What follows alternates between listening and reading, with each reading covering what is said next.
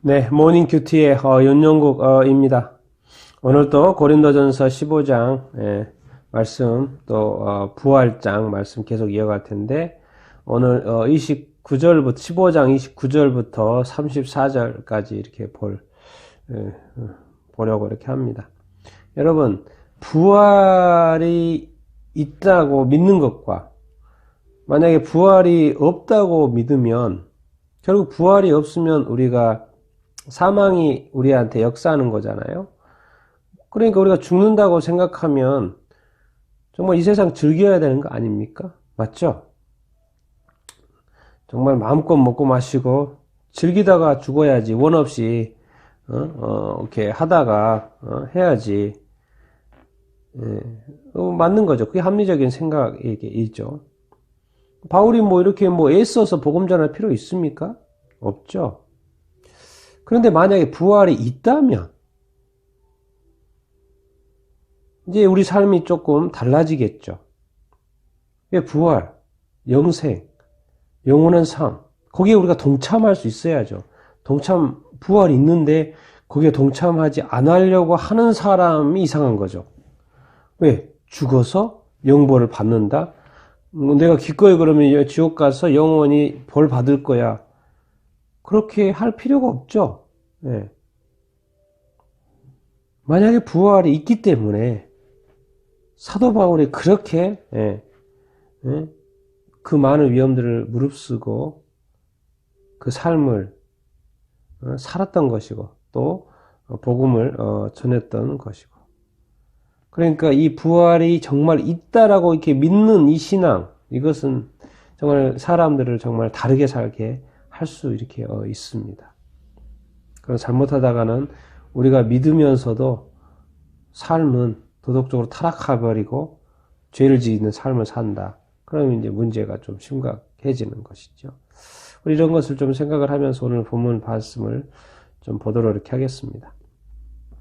오늘 고린도전서 15장 29절부터 34절인데요. 먼저 29절부터 30절까지 한번 보겠습니다. 만일 죽은 자들이 도무지 다시 살아나지 못하면 죽은 자들을 위하여 세례를 받는 자들이 무엇을 하겠느냐? 어찌하여 그들을 위하여 세례를 받느냐? 또 어찌하여 우리가 언제나 위험을 이렇게 무릅쓰리요? 자, 이게 약간 이렇게 난해 구절이라서 이렇게 해석이 여러 가지긴 합니다. 이 부분이 좀, 근데 29절에 그냥 있는 그대로 한번 보겠습니다. 만일 죽은 자들이 도무지 다시 살아나지 못하면, 뭔 말입니까? 죽어서 다시 사는 것. 만약에 부활이 없다면, 왜 다음의 행위를 하겠냐는 거죠. 그 다음의 행위들이 뭡니까? 죽은 자들을 위하여 세례를 받는 자들이 무엇을 하겠느냐? 어찌하여 그들을 위하여 세례를 받느냐? 죽은 자들을 위하여 세례를 받는다고 지금 받는 자들이 있다고 말하겠습니다. 그러니까 그 당시에 이제 첫 번째 해석은 그 당시에 부활이 있는데 세례를 받지 못하고 죽었어요. 믿는 신자 중에, 예수를 믿는 사람들 중에 미처 세례를 받지 못하고 죽은 사람이 있었어요. 그래서 그 사람들에 대해서 좀 염려스러워서 그 사람들을 대신해서 세례를 받는 어떤 관습, 또 그런 일들이 이렇게 있었나 봐요. 그러다 보니까 사람들이 부활이 반드시 있기 때문에 세례를 대신이라도 받아주는 거죠. 왜? 중요하니까. 부활에 동참해야 되니까. 혹시 이것이 또 문제가 되지 않을까봐. 그런 염려 때문에 대신 세례를 받아주는 일이 있었다라는 것이죠. 이 말은 뭔 말입니까? 지금이야 대신 세례를 받아주고 하는 이런 건 없잖아요. 근데 그 당시에 그게 있었고, 근데 그것을 왜 받아줍니까? 왜? 그게 중요하다는 거죠. 부활이 있기 때문에 그런 거죠. 부활이 있고 중요하고 반드시 부활에 동참해야 되기 때문에 그들의 혹시 염려스러워서 그들을 위하여 대신 세례를 받아주는 일. 여기에 이제 좀 우리가 초점 맞죠. 왜? 그것을 좀 강조하기 위해서 그것을 가져온 것이니까. 그리고 이제 이것에 대한 해석은 또 이렇게 여러 가지가 이렇게 있습니다. 영적으로 죽은 자를 영적으로 해석하는 거고, 그래서 영적으로 죽은 자들이 세례를 받아야 된다 이렇게 해석하는 것도 있고, 또 다르게 해석하는 것도 있는데요. 그냥 여기 문자 그대로 죽은 자들 위해서 세례를 받는다 이렇게 한 것이니까 그 당시에 또 문화가 또 그런 것이 있다는 해석이 있기 때문에 그냥 그걸 그대로 지금 말씀드리는 것입니다. 그 말은 초점은 그것이 논란이긴 하지만 중요한 것은 부활이 있기 때문에 그렇게 했다는 거죠. 부활이 없으면 그렇게 할 일이 없죠. 당연히. 그리고 또 30절에 또 어찌하여 우리가 언제나 위험을 무릅쓰려. 아니 복음 전하면서 정말 갖가지 고생을 하잖아요. 핍박과 박해와 또 어려움과 어떤 가족의 어떤 불화와 또 그 사회 속에서의 또 때로는 또 소외당함과 또 뭐 여러 가지 복음 전하면서 또 이슬람권에서도 요즘 뭐 이슬람권에서도 뭐 불교권에서도 또 힌두교권에서도 복음 전하는 것 때문에 얼마나 이렇게 위험한 일이 많습니까? 바울도 복음 전하면서 그 당시에 곳곳에 도시마다 가면서 복음 전해서 얼마나 많은 위험을 당했습니까? 도대체 왜 이런 위험을 써야 돼? 위험을 무릅써야 되는 거예요. 도대체 왜? 부활이 있기 때문에 그런 거죠. 바울에게는 확실한 부활 신앙이 있었기 때문에 그것을 믿기 때문에 그런 위험도 무릅쓰는 거예요. 그렇지 않겠습니까? 우리도 그걸 믿는다면 가치가 있는 거죠. 예, 아주 가치가 있는 거죠. 31절, 32절 보겠습니다. 형제들아 내가 그리스도 예수 우리 주 안에서 가진 바 너희에 대한 나의 자랑을 두고 단언하노니 나는 날마다 죽노라. 내가 사람의 방법으로 에베소에서 맹수와 더불어 싸웠다면 내게 무슨 유익이 있으리요? 죽은 자가 다시 살아나지 못하면 내일 죽을 터이니 먹고 마시자 하리라. 그렇죠? 이제 그 고린도 교인한테 바울이 그러는 거예요. 나는 날마다 죽는다. 나는 예수 안에서, 그리스도 예수 안에서, 주 안에서 가진 바 너희에 대한 나의 자랑, 내가 자랑하고 싶은 건데 나는 날마다 죽노라. 뭔 말입니까? 위험을 무릅쓰고 복음을 이렇게 전하면서 마치 죽음에 처하는 삶을 맨날 사는 거죠. 오히려 보면 죽기로 자기 자신을 내놓는 어떤 삶을 살고 사역을 살고 그리스도인의 삶을 사는 거예요. 도대체 뭐 때문에 그럽니까? 부활이 있기 때문에 그렇죠. 부활에 대한 어떤 확실히 있기 때문에. 어떻게 보면 나는 날마다 죽노라. 왜? 내가 죽어도 다시 살기 때문에. 이 믿음이 있기 때문에 나는 복음을 위하여, 이 믿음을 위하여, 그리스도를 위하여 날마다 죽어도 괜찮다는 거죠. 그게 바로 나의 자랑이 될 수 있다는 것이죠. 내가 너희들에게도 복음 목숨 걸고 가서 복음 전해줬고 내가 다른 데 가서도 그렇고 날마다 죽노라. 여러분 그 32절에도 보면 이렇게 에베소에서 맹수와 더불어 싸웠다면 내게 무슨 유익이 있으리요? 죽은 자가 다시 살아나지 못하면 내일 죽을 터이니 먹고 마시자니라.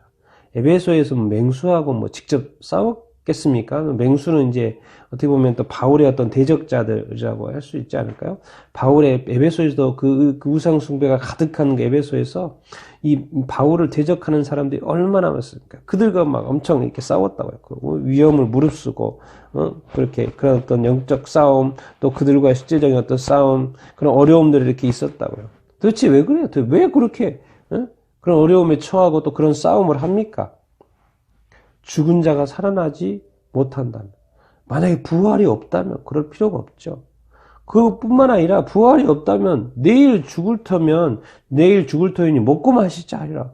내일 죽으면 끝이니까 우리 먹고 마시자 하리라. 아주 상상 뭐 맞는 말이죠. 왜? 당연히 내일 죽을 거면 오늘 마음껏 즐기는 게 맞죠.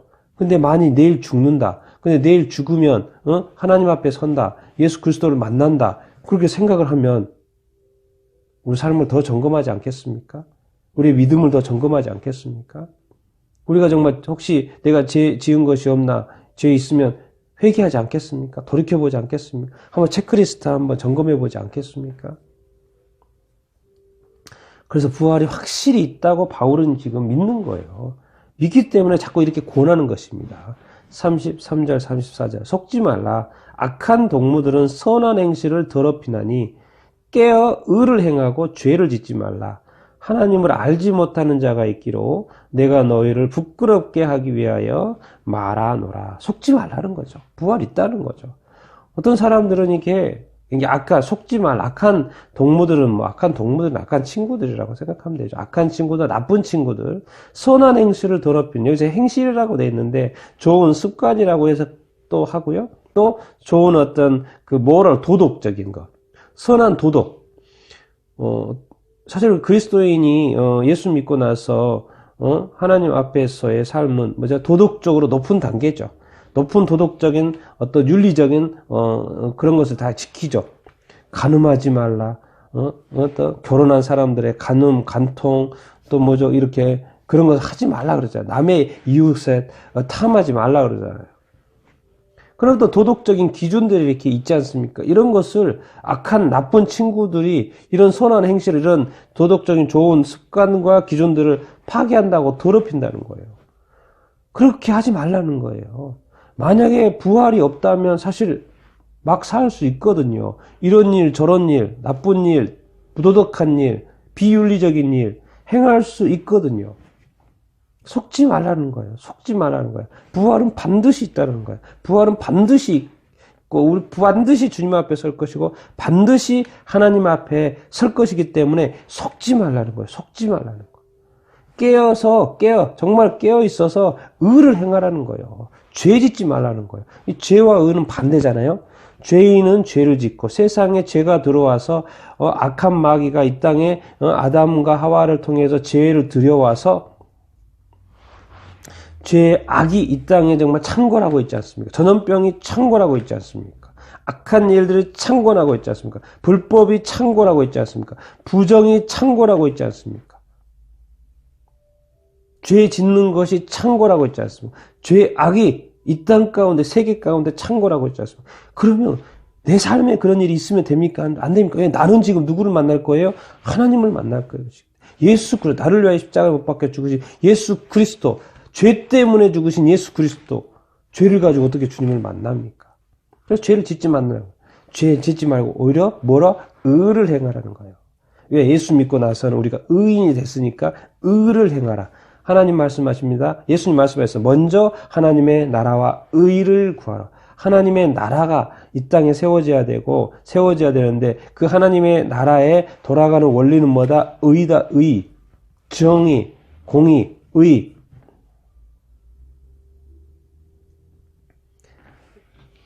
정말 의를 행하고 죄를 짓지 말라고 합니다. 죄를 짓지 말라고. 우리가 반드시 유념해서 들어야 될 말씀입니다. 하나님을 알지 못하는 자가 있기로 내가 너희를 부끄럽게 하기 위하여 말하노라. 하나님을 알지 못하는 자들이 있습니다. 하나님을 알지 못하는 자들이 있어요. 하나님을 믿지 않은 자들이 있어요. 그들의 삶은 어떻게 하겠습니까? 죄를 짓겠죠, 당연히. 죄를 지어도 죄책감이 없습니다. 그러니까 또 짓습니다. 반복해서 짓습니다. 그 사람들에 대해서 끊임없이 피해자가 양산되는 것이죠. 끊임없이 상처 입은 자들이 생기는 것이죠. 우리가 이 죄를 멀리하고 왜? 부활이 있기 때문에. 왜 의롭게 살아야 됩니까? 부활이 있기 때문에. 부활은 도대체 뭐기 때문에 우리가 이렇게 하는 거예요? 우리는 하나님을 아는 자이기 때문에. 하나님을 만날 것을 알기 때문에. 하나님은 의로우신 분이기 때문에. 죄 때문에 예수 그리스도가 십자가에 못 박혀 죽어야 했기 때문에 그 죄를 멀리하고 죄를 다시는 짓지 말라고 주님이 말씀하셨거든. 바울도 말하고 다시는 죄를 짓지 말라. 무엇 때문에? 부활이 있기 때문에. 여러분, 부활을 생각하시고 믿고 흔들리지 말고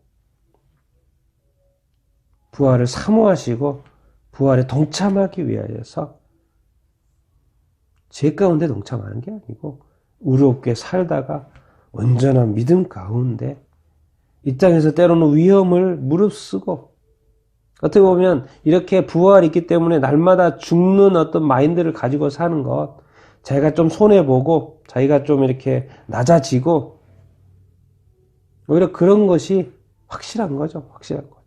그리고 그것도 날마다 죽는 것, 자기를 낮추는 것, 겸손한 것, 그것이 어떻게 보면 진짜 용기입니다. 왜? 부활을 믿기 때문에. 그리하면 주님이 높여 주실 것입니다. 주님이 세워주실 것입니다. 주님이 세워주는 사람이 되지 스스로 자신을 세우거나 다른 사람이 자신을 세워주는 거 말고 정말 이 하나님 안에서의 그런 삶, 부활을 믿고 부활 앞에서 온전한 삶, 의로운 삶을 다 살 수 있게 되기를 바랍니다.